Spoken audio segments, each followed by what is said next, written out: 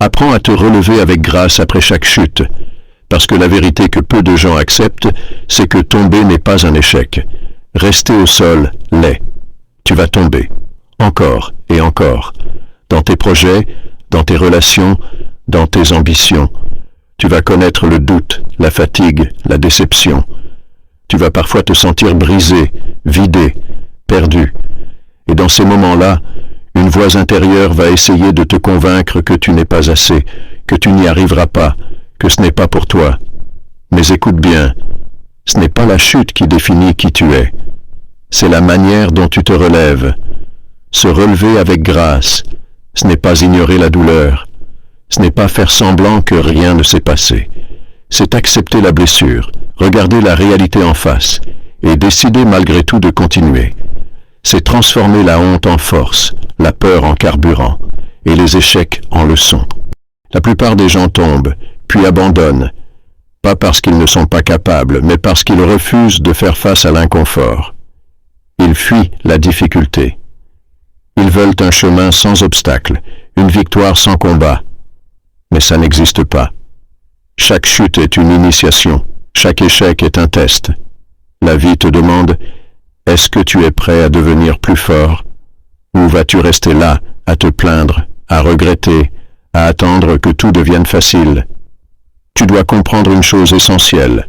La grâce ne réside pas dans la perfection, mais dans la résilience, dans ta capacité à tomber sans te détruire, à plier sans te briser, à pleurer sans abandonner. Quand tu tombes, prends un moment, respire, analyse, apprends. Puis, relève-toi. Pas avec colère, pas avec précipitation, mais avec lucidité, dignité et détermination. Parce que se relever avec grâce, c'est aussi refuser de devenir amer. C'est refuser de laisser la douleur te transformer en quelqu'un de fermé, de froid ou de méfiant. C'est choisir de rester aligné avec tes valeurs, même quand la vie te frappe fort. Regarde les personnes qui réussissent vraiment, celles qui inspirent, celles qui marquent les esprits. Elles ne sont pas celles qui n'ont jamais échoué, ce sont celles qui ont échoué et qui se sont relevées avec une force nouvelle. Chaque chute te construit.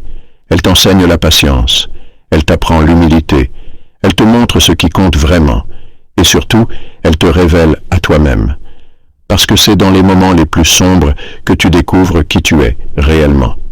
Alors arrête de fuir l'échec, arrête de le craindre, accueille-le comme un passage obligé, comme une étape sur ton chemin, comme une opportunité de devenir une version plus forte, plus consciente, plus solide de toi-même. Mais attention, se relever avec grâce demande du courage. Ça demande de faire face à tes erreurs sans te juger.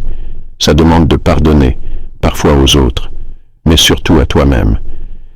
Tu ne peux pas avancer si tu restes prisonnier de ton passé.